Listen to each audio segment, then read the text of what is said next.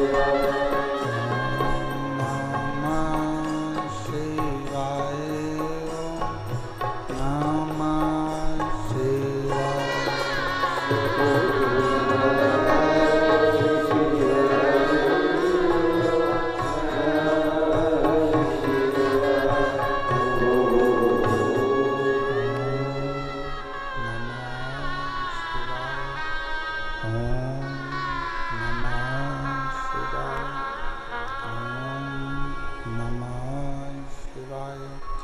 विश्वनाथ भगवान की, महाकालेश्वर भगवान की, ओंकारेश्वर भगवान की, कुबेरेश्वर महादेव की, माऊली ज्ञानेश्वर महाराज की। हर हर महादेव, हर हर महादेव, हर हर महादेव। काशी विश्वनाथ ओगरदानी त्रिकालदर्शी कैलाशी अविनाशी भगवान शिव, जिनकी पुनीत पावन पवित्र शिव महापुराण की कथा संपूर्ण विश्व के कल्याण हेतु बाबा देवरिदेव महादेव की कृपा से, उनकी करुणा, उनकी उदारता से आप और हम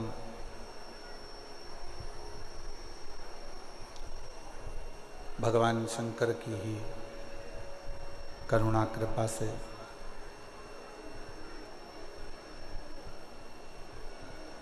महाराष्ट्र की इस पवित्र भूमि चाकरवाड़ी, जिला भीड़, संत श्री ज्ञानेश्वर माऊली जी की सिद्धपीठ क्षेत्र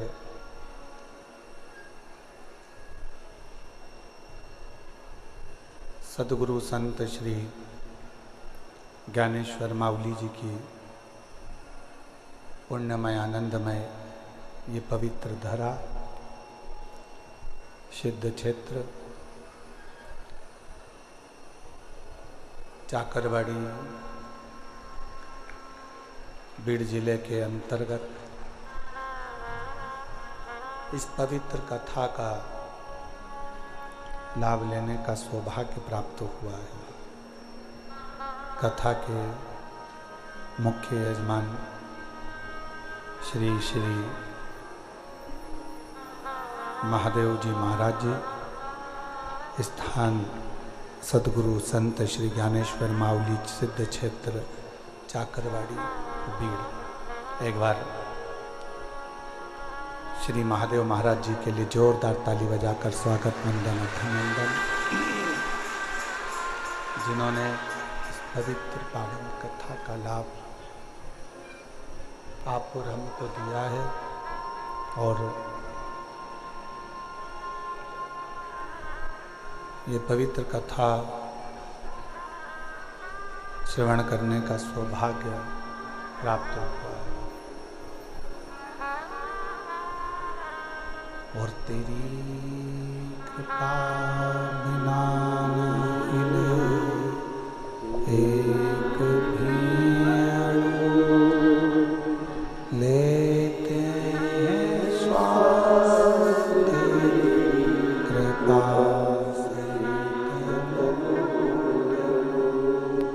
बखान क्या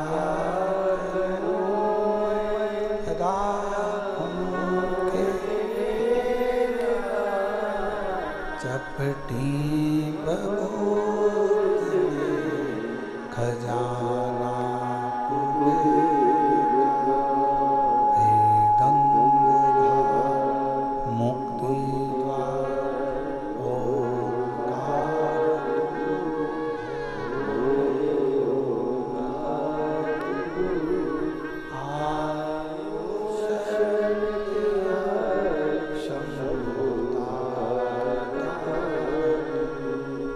बखान क्या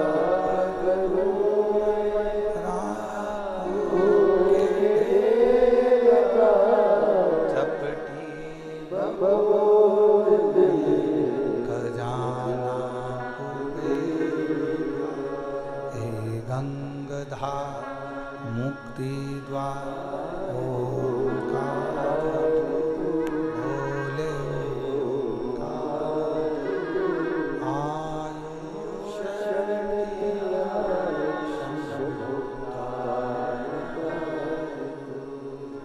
सदगुरु संत श्री ज्ञानेश्वर जी महाराज जी की ये श्री सिद्ध क्षेत्र पीठ है, जहाँ पर आप और हम भगवान शिव की पवित्र कथा श्रवण करने के लिए विराजमान हैं।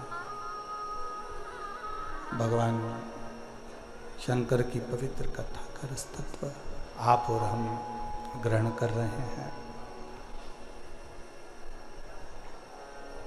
कोई पुण्य चाकरवाड़ी वालों के होंगे, इस बीड़ जिले वालों के होंगे, जिन्होंने इस पवित्र कथा का लाभ आप और हमको दिया है।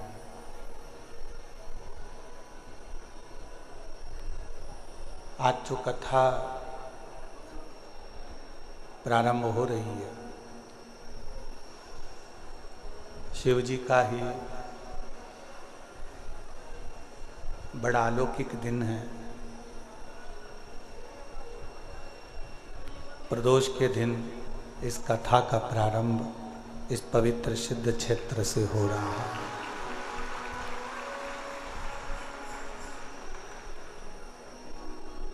श्री महादेव महाराज जी का बड़ा मन था कि बीड़ जिले में यह कथा हो, और श्री क्षेत्र में चाकरवाड़ी में ये कथा का दिव्य और भव्य आयोजन हो। महाराज जी, मैं आपके चरणों को प्रणाम करता हूँ, नमन करता हूँ।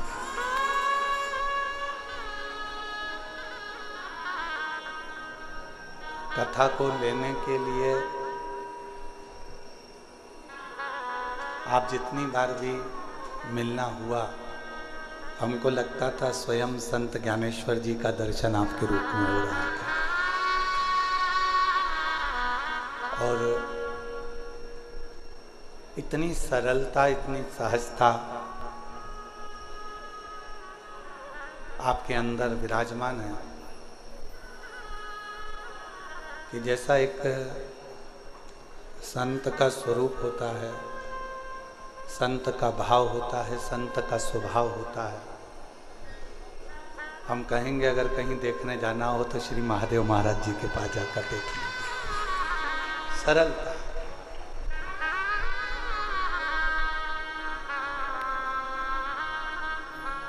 और ऐसा ही एक संत का भाव है, इसलिए ये क्षेत्र पूरे महाराष्ट्र में इतना प्रसिद्ध है।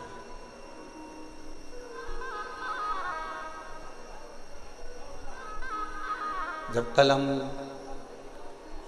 श्री क्षेत्र में पहुंचे चाकरवाड़ी में, समाधि मंदिर के अंदर जब अभिषेक किया, दर्शन किया, तो ऐसा लग रहा था कि जैसे कोई अलग से कोई ज्ञान की ऊर्जा, कोई तप की ऊर्जा, कोई भजन की ऊर्जा, कोई कीर्तन की ऊर्जा प्रणाम करते ही अपने शरीर में समा रही।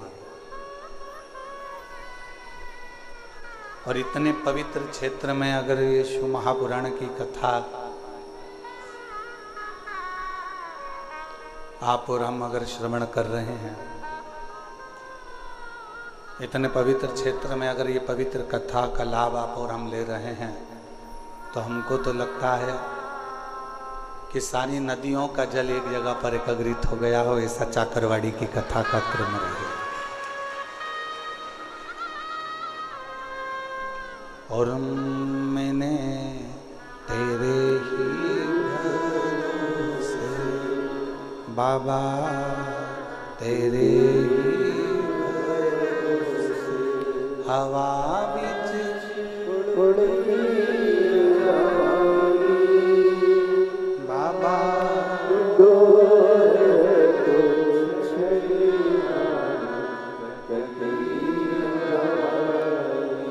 भोले मैं तेरी शंभू मैं हवा बीच उड़ती बाबा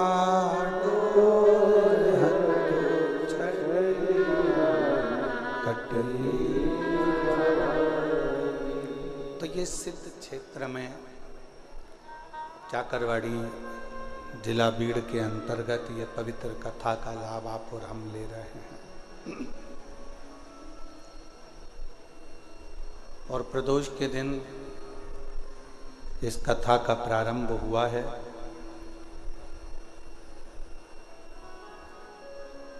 शिव कथा कहती है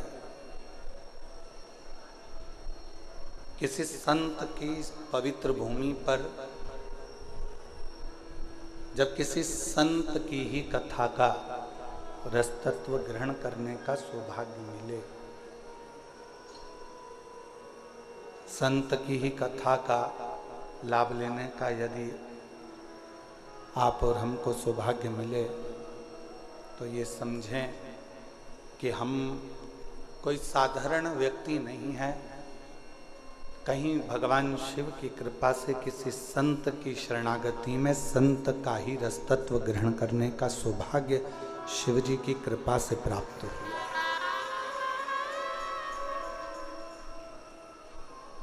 उसी की कृपा, उसी की करुणा, उसी की दया, उसी की कृपा, उसी की करुणा, उसी की कृपा, उसी की करुणा, उसी की दया है जो ये पवित्र कथा का लाभ आप और हम ले रहे हैं। अब इन 7 दिनों में अपने को करना क्या?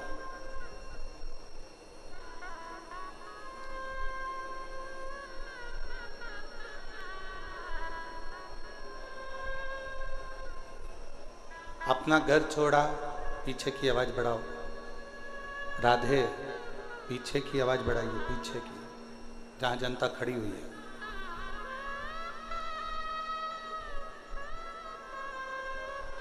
सात दिनों में अपने को करना क्या?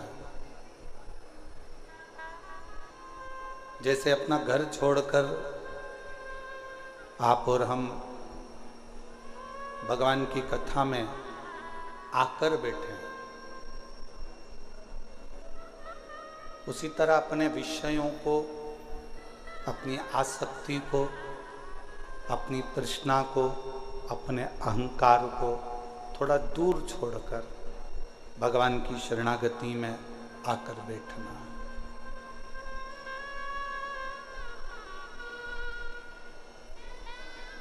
शिवगण भृंगी पर आधारित ये शिव महापुराण की कथा होगी। और शिव जी का एक ऐसा गण है भृंगी, जो भगवान शिव के सिवाय कहीं उसका चित्त, उसका मन जाता ही नहीं।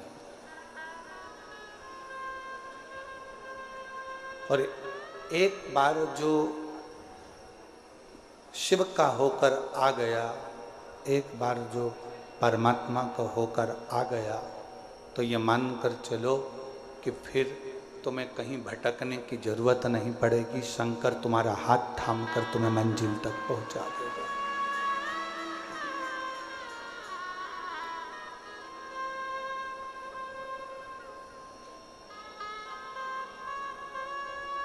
हमने कथा के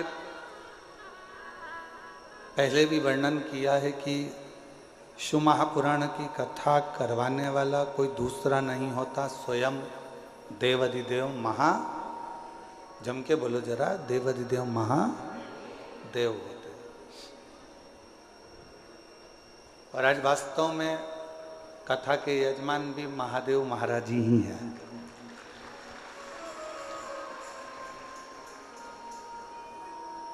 कथा के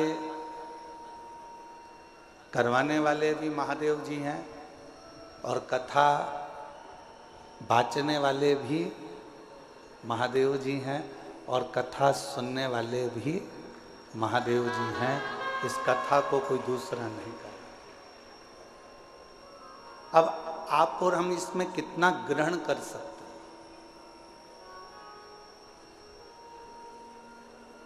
आप और हम इसमें से कितना ले सकते हैं, कितना अपनी जिंदगी में उतार सकते हैं, कितना प्राप्त कर सकते हैं, या आप और हमारे ऊपर निर्भर करता है।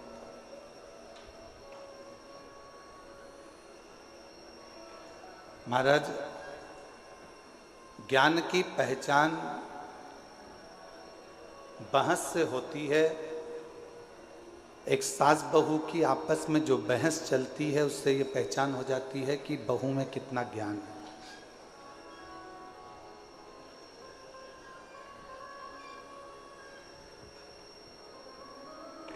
परिवार के किसी व्यक्ति की बहस चलती है तो उससे ये मालूम पड़ जाता है कि कौन के परिवार में कितना ज्ञान है।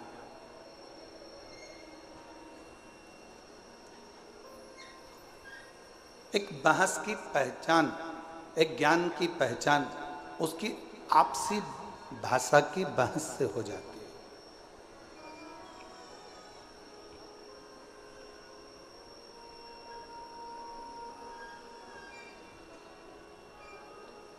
आप में कितना ज्ञान है ये आप किसी से तर्क कर रहे हो, वितर्क कर रहे हो, किसी से बातें कर रहे हो, किसी से बोल रहे हो, बहुत जल्दी पहचान में आ जाता है कि आपके अंदर कितना ज्ञान है, कितना ज्ञान भरा हुआ है, कितना ज्ञान आपके अंतर्गत समाहित है, कितना ज्ञान आपके अंतर्गत है।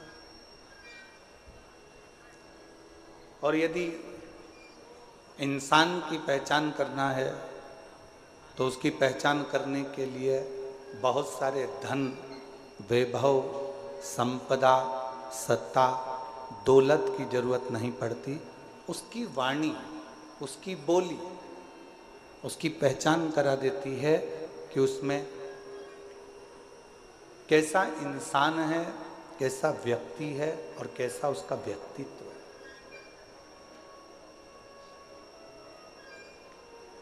केवल वो बोलेगा, केवल उसकी वाणी निकलेगी, केवल उसके शब्द निकलेंगे, केवल वो बोलेगा और उससे उसकी पहचान हो जाएगी कि इसकी वाणी के अनुसार ये इंसान कैसा है। अब उसको परखने की जरूरत नहीं है, उसको बहुत जानने की जरूरत नहीं, उसको बहुत देखने की जरूरत नहीं, केवल उसको उसकी वाणी, उसकी शब्द, उसकी बोली ही उसकी पहचान बता देती है।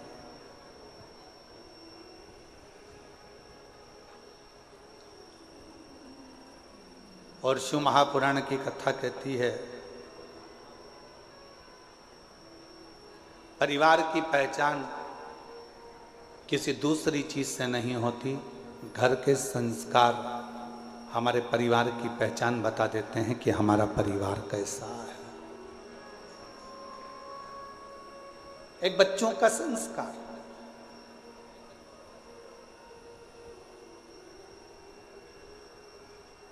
एक प्रसंग याद आता है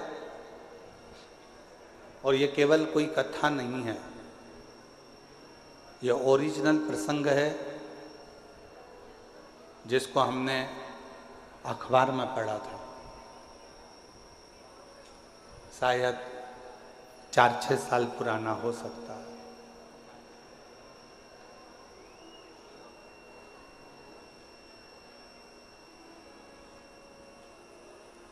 एक माता पिता ने अपने लड़के की शादी एक लड़की से पक्की कर दी।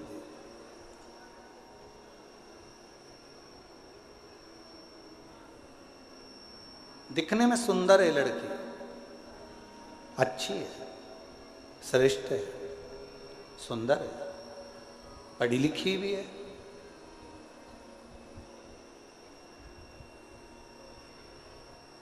दिखने में उसकी सुंदरता भी है, पढ़ी लिखी भी है और अच्छी भी है।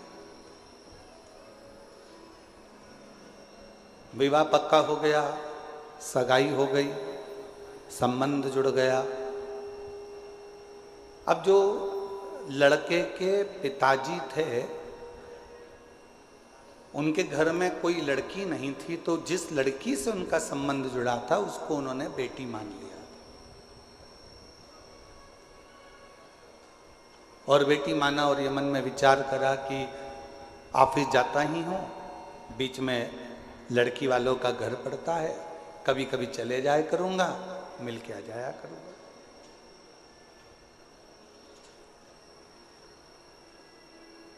ये कोई कथा नहीं है, हमने अखबार में पढ़ा था, 6 साल 8 साल पहले का एक प्रसंग है जो आपको श्रवण करा।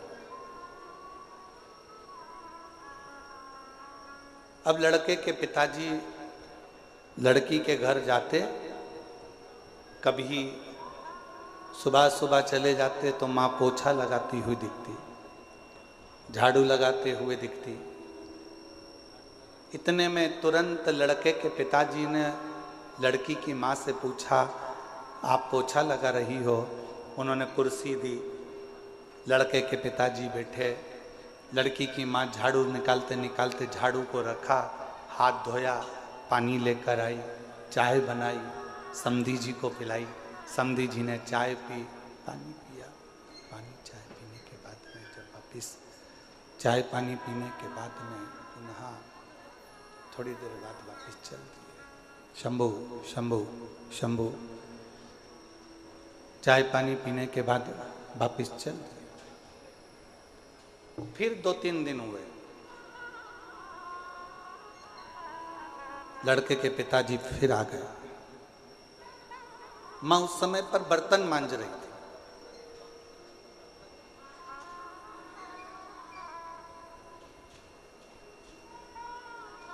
ससुर जी ने पूछा, समधी जी ने पूछा, क्यों साहब समधी जी कहाँ गए? कहा वो काम से गए। बेटा काम से गया, बेटी अंदर है। अच्छा। समधी जी के लिए बर्तन मांगते मांगते छोड़कर फिर वो चाय लाई, पानी लाई। समधन ने चाय पानी पिलाया। समधी जी फिर चले गए। 1.5 महीने के बाद फिर समधी जी आई। समधन कपड़े धो रही थी, आवाज लगाई, दरवाजा खोला, फिर आए, फिर पूछा सब कहाँ हैं? तो कहा कोई वहाँ, कोई वहाँ, कोई वहाँ। हाथ धोया, पानी लाई, कुछ नाश्ता बना के रखा था, नाश्ता लेकर दिया। 15 दिन के बाद फिर समधी जी आए। सास ने, लड़की की माँ ने फिर वैसा के वैसे किया। अब समधी जी ने एक पत्र लिखकर भेजा कि हमारी तरफ से ये रिश्ता कैंसिल करा जाता है, हमको ये संबंध नहीं रखना, हमको ये रिश्ता नहीं रखना। लड़की के माँ बाप ने पूछा, साहब आपका हमारा इतना अच्छा प्रेम है, संबंध है, फिर आप लड़का लड़की का ये संबंध क्यों नहीं रखना चाहते? तो लड़के के पिता ने पत्र भेजकर लिखा, हमें हमारे घर में बहू चाहिए जो अपने माँ बाप का आदर करती हो, वो आदर अपने सास ससुर का करे। अगर माँ घर में बर्तन मांज रही है और बेटी घर में मोबाइल चला रही हो, माँ कपड़े धो रही हो और बेटी लैपटॉप चला रही हो, माँ झाड़ू लगा रही हो और बेटी अपने कमरे में सो रही हो, माँ पूरे घर का काम कर रही हो और बेटी आराम से बैठकर अपने कमरे से बाहर ना निकल रही हो, तो हमको टेबल पर सजाने के लिए गुलदस्ता नहीं चाहिए, हमको बहू चाहिए, हमको बहू चाहिए। खूब पढ़ाओ बेटियों को। ये शिव महापुराण की कथा कहती है, शंकर जी की 6 लड़कियों को शंकर जी ने अलग अलग गुरु के गृह में पढ़ने के लिए भेजा था। शायद दुनिया का पहला पिता होगा जो अपनी बेटी को शिक्षा अध्ययन करने के लिए भेजे थे, वो देवाधिदेव महादेव थे, वो भगवान शंकर थे, वो भगवान शिव, वो उघड़दानी देवाधिदेव महादेव भगवान शंकर थे। खूब पढ़ाओ बेटी को, अच्छी एजुकेशन दिलाओ बेटी को, अच्छा कॉलेज दिलाओ बेटी को, अच्छे स्कूल में पढ़ाओ बेटी को, तुम्हारी कैपेसिटी से ज्यादा अध्ययन कराओ बेटी को। पर निवेदन है, अपनी घर की बेटी को एक संस्कार जरूर देना कि अगर माँ थकी हुई दिख रही हो तो बेटी कहे, मम्मी भले मैं ऑफिस से आई हूं, तुम बैठो, मैं चाय बनाकर तुम्हारे लिए भी लाती हूं और मेरे लिए भी लेकर आ। माँ आप रुको, थोड़ा काम मैं करती हूँ, आप बैठे रहो। मम्मी टेंशन मत लो, मैं कर दूंगी ना, हो जाएगा ना, चिंता मत करो, चलो बैठो। पापा चिंता मत करो। जिस घर की बेटी का संबोधन, जिस बेटी के घर के शब्द अपने माँ बाप के लिए इस तरह के निकलते हैं, समझ लेना वो बेटी अपने ससुराल में थोड़ी तंगी में भी अपनी जिंदगी का बसर सही से कर सकती है, कर सकती है। थोड़ी तंगाई आएगी, थोड़ी तकलीफ आएगी, पर उसमें भी वो अच्छे से जिंदगी का बसर कर सकती है, जिंदगी श्रेष्ठ जी सकती। आज के जमाने में हम सहनशीलता नहीं दे पा रहे। शिव महापुराण की कथा कहती है, परिवार की सबसे बड़ी पहचान होती है उसके घर के संस्कार। मेरे उघड़दानी, मेरे शंकर भगवान के परिवार की सबसे बड़ी पहचान है उनके घर के संस्कार। राजा नहुष के घर में तकलीफ आई और शंकर भगवान की बेटी अशोक सुंदरी ने अपने पति के साथ कदम से कदम मिलाकर कार्य करना प्रारंभ करा। शिव जी के दामाद का नाम था राजा नहुष। शंकर जी की बेटी राजा नहुष के साथ ब्याही थी।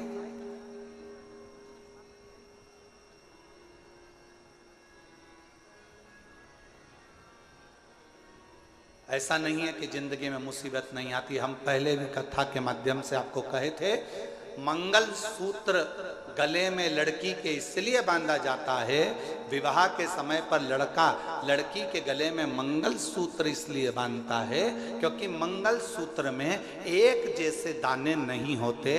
मंगल सूत्र में थोड़े दाने सोने के होते हैं तो थोड़े दाने काले होते हैं, थोड़े दाने पीले होते हैं तो थोड़े दाने लाल होते हैं, थोड़े दाने पीले होते हैं तो थोड़े दाने काले होते हैं। लड़की के गले में लड़का शादी के समय पर मंगलसूत्र इसलिए बांधता है कि जैसे मंगलसूत्र में आधे दाने पीले, आधे काले, आधे सोने के, आधे मोती के होते हैं, उसी तरह हमारी जिंदगी एक जैसी नहीं चलती। शादी के बाद कभी खुशियां भी आएंगी तो कभी गम भी आएगा, कभी दुख भी आएगा तो कभी सुख भी आएगा। एक जैसा जीवन नहीं रहेगा। पर आखिरी में मंगल सूत्र में एक बड़ा सा पेंडिल होता है और शिव महापुराण की कथा कहती है, जब संघर्ष के दिन, अच्छे और बुरे दिन निकलते निकलते थक जाते हैं, तब एक समय पर अच्छी जिंदगी का पेंडिल तुम्हारी किस्मत में आ ही जाता है। तुम्हें घबराने की जरूरत नहीं, तुम्हें घबराना।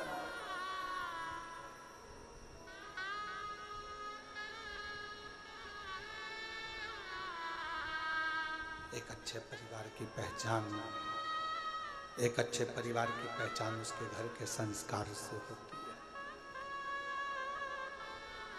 कैसा संस्कार है उसका, ये उसके घर की पहचान बता देती है। इसलिए फिर निवेदन है कि मत बुरे कर्म कर वरना, सब बोलो सब, भगवान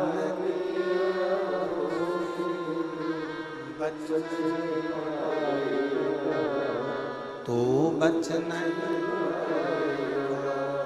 अरे ओ अज्ञानी मत करना,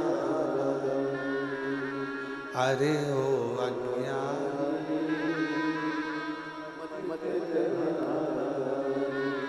तेरे तू ही पाएगा जैसा किया तूने, तेरे आगे मत बुरे वरना पछताए, भगवान की आंखों से बच नहीं, तू बच नहीं पाएगा, अरे ओ अज्ञानी मत करना। आप अच्छे परिवार की पहचान बताने का सबसे सुंदर तरीका है आपके घर का संस्कार।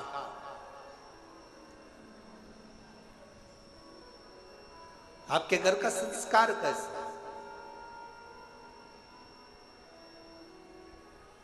कोई आया, आप खड़े होकर उससे मीठी वाणी में बात कर लिए, जल का पूछ लिए, प्रणाम कर लिए, नमन कर लिए, सत्कार कर लिए, उतने में पहचान हो जाती है कि परिवार कैसा है।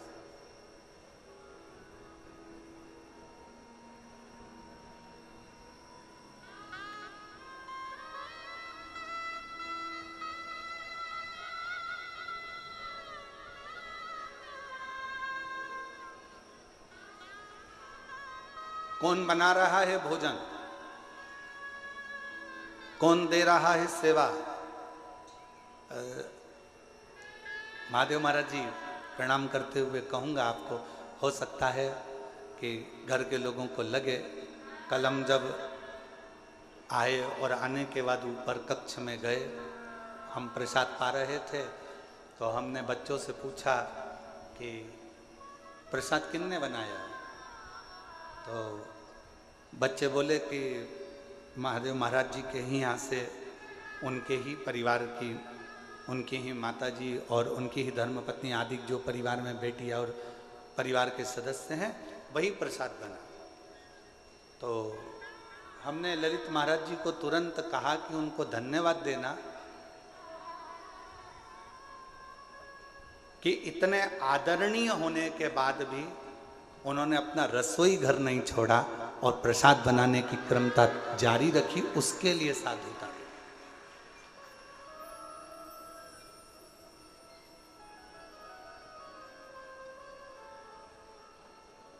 अन्नपूर्णा का घर जब अन्नपूर्णा खुद संभालती है ना, अन्नपूर्णा का घर जब घर की माँ स्वयं संभालती है ना, तो उस रसोई घर में रसोई का स्वाद स्वयं अन्नपूर्णा महारानी आकर देना प्रारंभ कर देती है, स्वयं माँ देती है।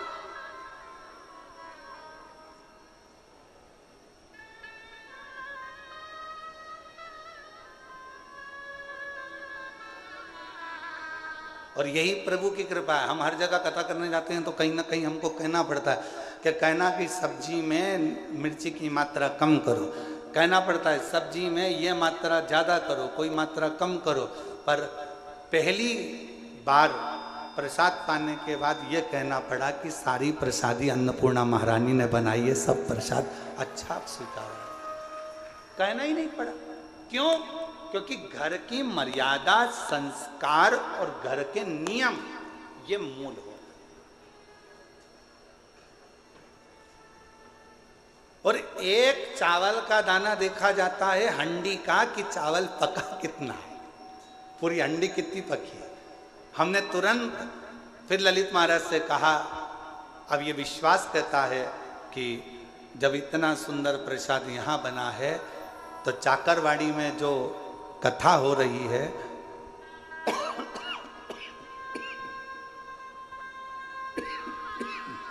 उसके भंडारे का प्रसाद भी बड़ा सुंदर बन रहा होगा और सब आराम से प्रेम से पा रहे हैं।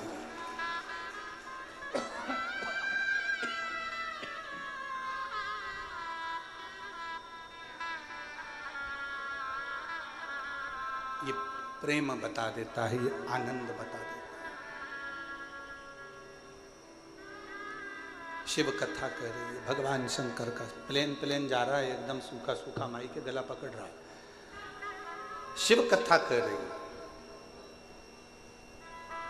भगवान शंकर का चरित्र कह रहा है, शिव तत्व कह रहा है, शंकर की कथा कह रहा है।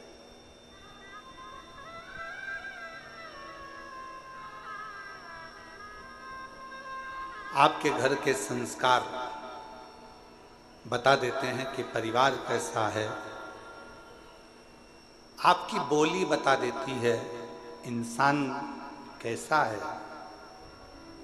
आपकी बहस एक दूसरे के प्रति तानाकसी बता देती है कि आपका ज्ञान कैसा है।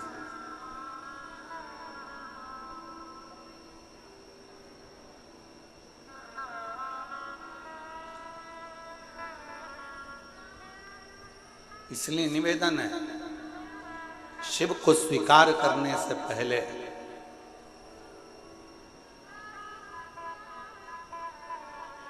शिव को स्वीकार करने से पहले सदगुरु श्री संत ज्ञानेश्वर माउली जी की इस पवित्र धरा से कहूं मैं आपको कि शिव को स्वीकार करने से पहले अपने भीतर के अहंकार को, अपने भीतर की अभिमतता को, अपने भीतर के अहम को तुम्हें दूर फेंकना पड़ेगा। तब आपके भीतर शिव तत्व प्राप्त कर सकते हो। तब शिव को अपने अंदर आप बिठा सकते। कितना कठिन। देवराज नामक का ब्राह्मण कुल में जन्म ले लेता है, ब्राह्मण कुल में पैदा होता है, ब्राह्मण कुल में रहता है, ब्राह्मण के घर में जन्म लेता है, ब्राह्मण के कुल में जन्म लेता है और आखिरी में वो अपने पथ से भ्रष्ट हो जाता है।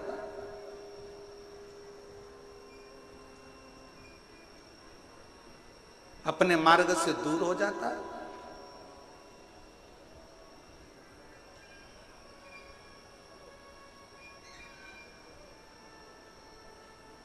जरूरी नहीं है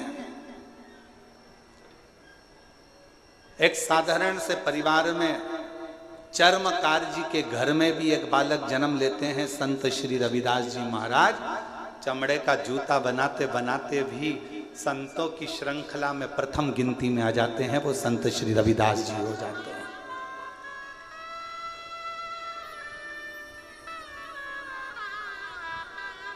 नामदेव जी महाराज, संत तुकाराम जी महाराज, मुक्ताबाई, रामकृष्ण परमहंस जी, चैतन्य महाप्रभु जी, सबके चरित्र का स्मरण तो करिए।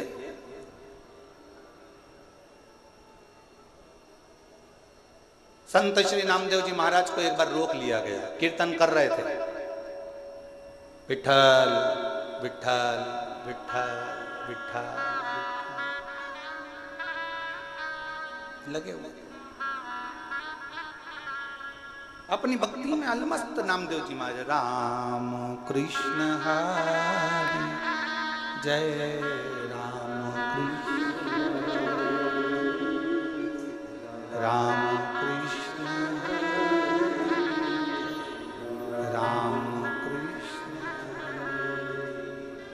राम कृष्ण हरि जय राम कृष्ण राम कृष्ण हरि जय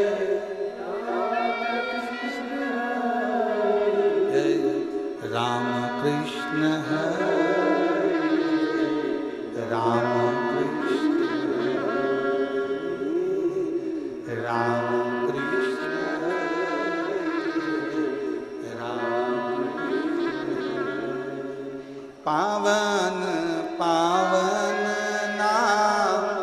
राम कृष्ण हरि पावन पावन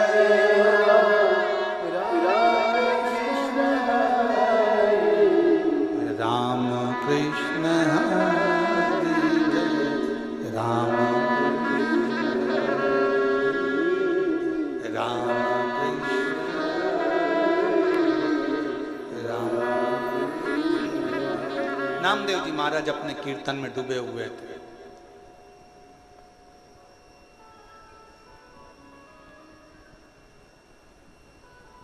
जो भगवान को मानता ही नहीं था, जो कभी भगवान पांडुरंगा को जानता ही नहीं था, जो कभी हरि विठ्ठल का स्मरण करता ही नहीं था, जिसने कभी मंत्र जाप नाम जाप कीर्तन किया ही नहीं था, उसने नामदेव जी को कीर्तन करते करते रोक दिया। एक बार रोका, नामदेव जी महाराज नहीं रुके, वो अपनी मस्ती में गुनगुनाते रहे, राम कृष्ण हरे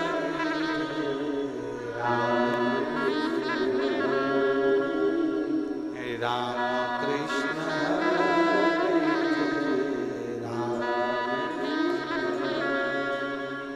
राम कृष्ण हरे जय, राम कृष्ण हरे जय, राम कृष्ण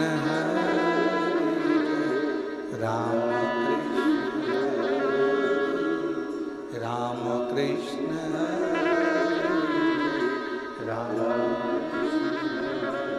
फिर रोका नामदेव जी महाराज को, और जैसे नामदेव जी महाराज को रोका तो नामदेव जी महाराज अपनी कीर्तन में डूबे।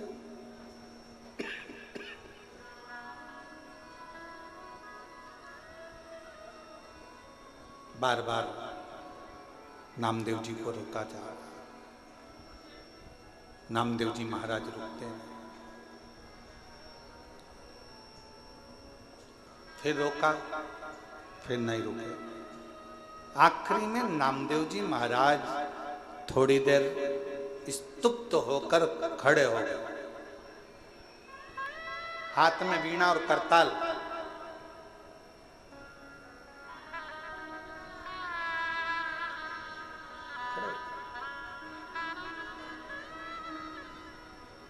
क्या है भाई, तुम मुझे कीर्तन क्यों नहीं करने देते? मेरे कीर्तन करने से तुम्हें तकलीफ क्या है? मेरे कीर्तन करने से तुम्हें कष्ट क्या है? नामदेव जी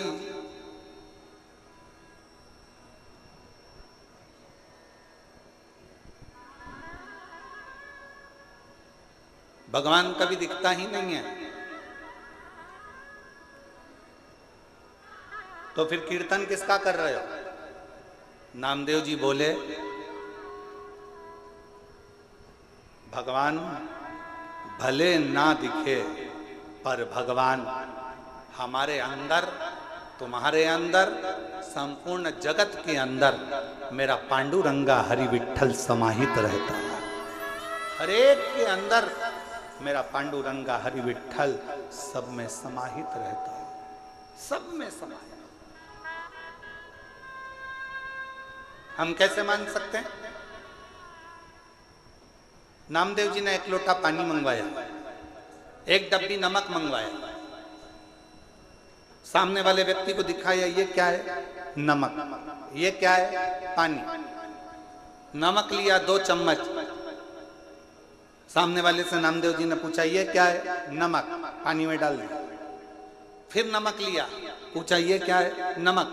पानी में डाल दिया। नामदेव जी महाराज ने पानी को चम्मच से हिला दिया, घोल दिया। अब नामदेव जी महाराज ने पूछा, बता इसमें नमक कहां गया? सामने वाले ने कहा कि इसमें नमक तो घुल गया, नमक इसमें चला गया। अब तो इसको उकाल ले, गरम कर ले, तपा ले, तो भी इसमें नमक मिला की मिला ही रहेगा। नमक दिखता नहीं है, पानी में घुल जाता है। उसी तरह मेरा हरि विठ्ठल भी दिखता नहीं है। जब मानव जन्म लेता है उसमें शिव तत्व समाहित घुला हुआ होता है। परमात्मा उसमें घुला हुआ, परमात्मा उसमें समाया हुआ।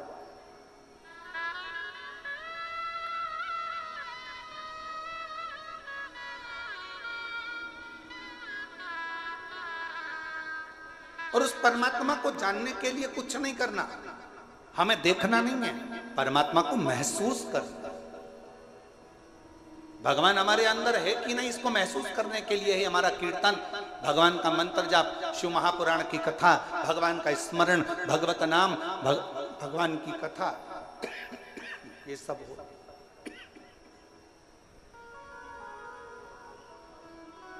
ये परमात्मा को जानने के लिए होती है, परमात्मा को पहचानने के लिए होती है।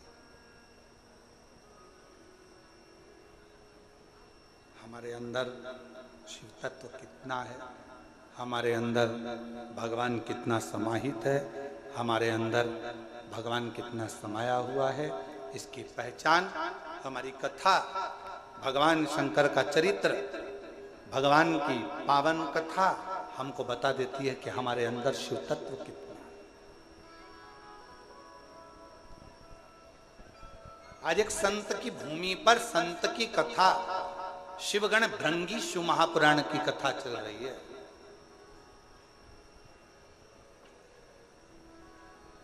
और कितना विचित्र शिव भक्त होगा, जरा विचार करिएगा, जिसने वर में मांग लिया था भगवान शंकर से कि अगर कोई पत्ती भंवरा झूठा भी कर दे तो तुम स्वीकार कर लेना, कोई पुष्प यदि भंवर भ्रमरा झूठा भी कर दे तो तुम स्वीकार कर लेना। और कितनी बड़ी शिव भक्ति होगी, जरा विचार करिएगा, भगवान को चढ़ने वाला फूल अगर धो लिया जाता है, उसको धो देते हैं तो भगवान उस फूल को स्वीकार नहीं करता।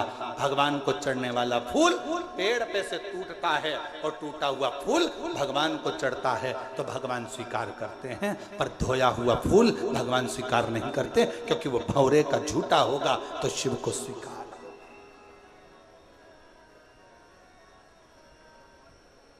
कितना विचित्र कथा है।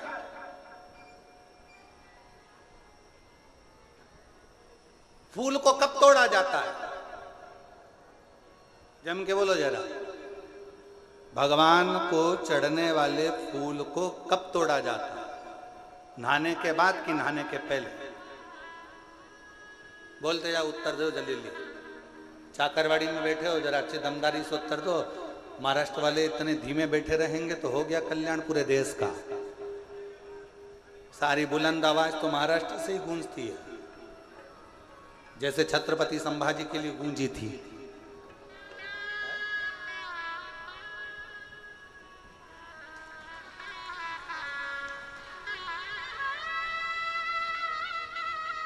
बोल बम का नारा है, आवाज नहीं आई, दमदारी से बोलो, बोल बम का नारा है, सारी समस्या का हल श्री शिवाय। भगवान के लिए फूल कब तोड़ा जाता है, नहाने के बाद कि नहाने के पहले? ठीक है।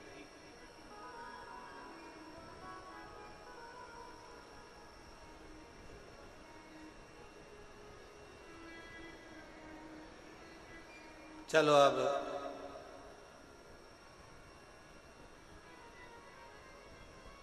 पुष्प शिव महापुराण की कथा बाची थी, किन किन ने सुनी थी?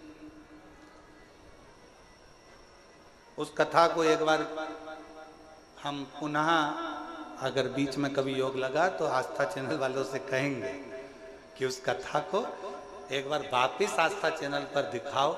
पुष्प शिव महापुराण की कथा वो 5 दिन की थी। उसमें पंच पुष्प का वर्णन किया था कि पुष्प, कौन सा फूल जमीन पर गिरा हुआ भी मेरे भगवान स्वीकार कर लेते हैं, कौन सा पुष्प जहरीला है जो किसी देवता पर नहीं चढ़ता वो भगवान स्वीकार कर लेते हैं, कौन सा पुष्प जिसको कीड़ा भी चख ले, भंवर भी झूठा कर दे, जिसको खंडित भी किया जाता है तो भगवान स्वीकार कर लेते हैं, कौन सा पुष्प?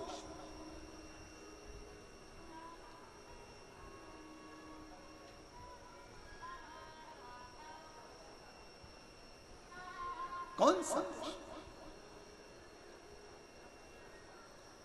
शिव कथा कह रही, भंवर का झूठा, भंवरे का झूठा स्वयं भृंगी ऋषि ने भृंगी बाबा ने भगवान शिव से अगर कोई वर मांगा था तो यही मांगा था कि भंवरे का झूठा भी अगर कोई पुष्प है, भ्रमर का झूठा भी है, और कोई स्नान करा नहीं करा, कोई नहाया नहीं नहाया, और हे देवाधिदेव महादेव, उसने अगर तुम्हारे लिए डाली में से पुष्प को चुन भी लिया ना, तो उसके पुष्प को आप स्वीकार जरूर करना। शंकर ये नहीं देखते कि तुम स्नान कर कर पुष्प तोड़े।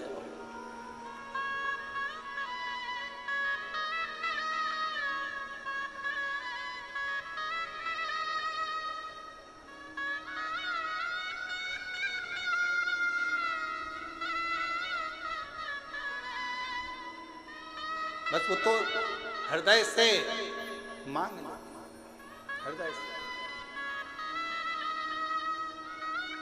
हे त्रिपुंडधारी, हे त्रिशूलधारी, हे त्रिपुंडधारी,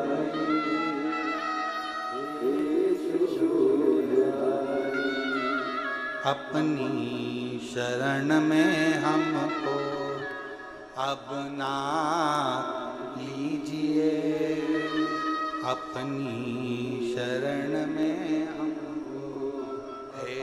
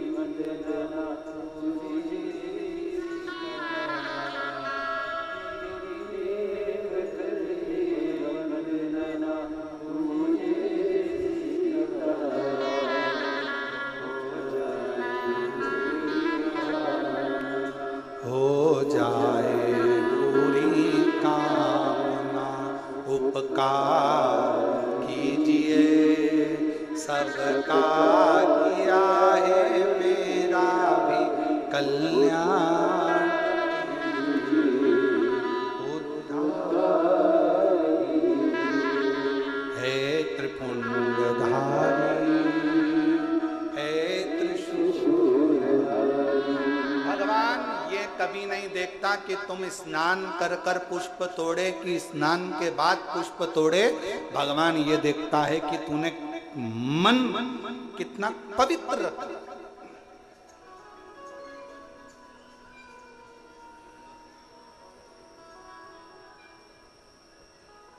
अब एक उत्तर दो चाकरवाड़ी वालों साहब, ए बीड़ जिले की जीजियों और जितने मेरे जीजा बैठे सब उत्तर देना, बेटियां बेटे सब उत्तर देना, मेरी माएं भी उत्तर दें, मेरे बाबा भी उत्तर दें। मरने से पहले भगवान का नाम लेना जरूरी है कि नहाना जरूरी है? मरने के पहले, मैं मरने की बात नहीं पूछ रहा हूं, मरने के पहले भगवान का नाम लेना जरूरी है कि नहाना जरूरी है? चलो बोलो, जल्दी जल्दी बोलो। भगवान का नाम लेना जरूरी है। अब तुम्हारे पास में दो ऑप्शन सजाएं कि नहीं बहुत बदबू आ रही है, पहले मैं नहा लूं फिर मरूंगी, राम नाम बाद में लूंगी, कृष्ण नाम बाद में लूंगी, शिव नाम बाद में लूंगी, भगवान का नाम बाद में नहीं। प्राण छूटने वाले हैं, अंतिम क्षण चल रहा है, कोई नहीं देखेगा कि तुझे हॉस्पिटल में पड़े हुए कितने दिन हो गए, कितने दिन से तूने स्नान नहीं करा, कितने दिन से तू नहाया नहीं, कितने दिन से तूने ब्रश नहीं करा, कितने दिन से तू कभी स्नान नहीं कर पाया। कोई नहीं देखेगा। हर व्यक्ति एक बात कहेगा अंतिम क्षण है। राम कहो अंतिम क्षण है, कृष्ण कहो अंतिम क्षण है, पांडुरंगा हरि विठ्ठल कहो अंतिम क्षण है, शिव का नाम लो अंतिम क्षण है, भगवान को याद करो। कोई नहीं कहेगा 8 दिन पहले नहाया था अभी तक नहाया नहीं, मरेगा तो नरक जाएगा, बैकुंठ जाएगा कि नहीं जाएगा, कोई नहीं कहेगा। सब कहेंगे अगर मरने से पहले भगवान का नाम ले लिया तो बैकुंठ तो चला गया, नहाया कि नहीं नहाया किसी को मतलब नहीं।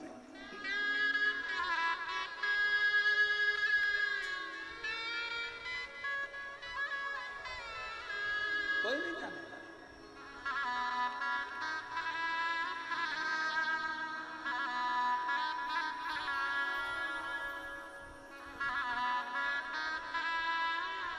कोई नहीं जानेगा महाराज, कोई नहीं पूछेगा।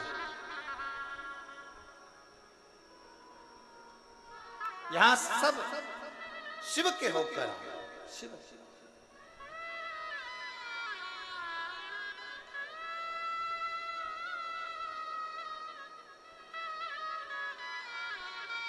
शिव की शरण में आ जा,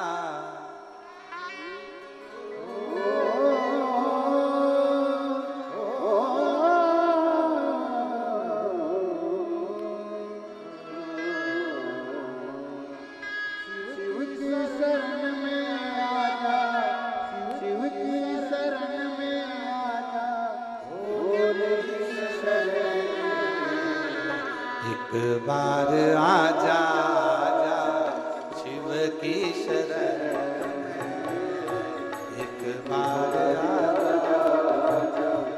शिव की शरण में आजा, शिव की शरण में आजा, शिव की शरण शंभो।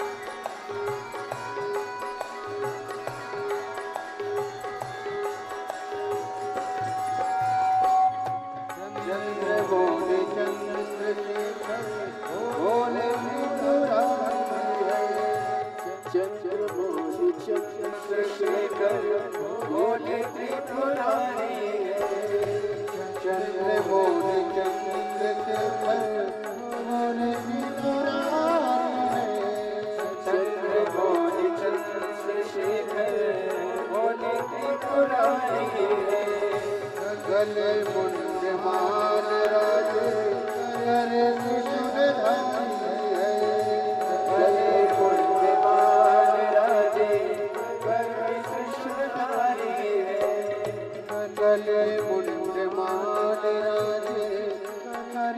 चक्रधारी गले मुंड माल राजे कर कृष्णधारी नंदी पे सवार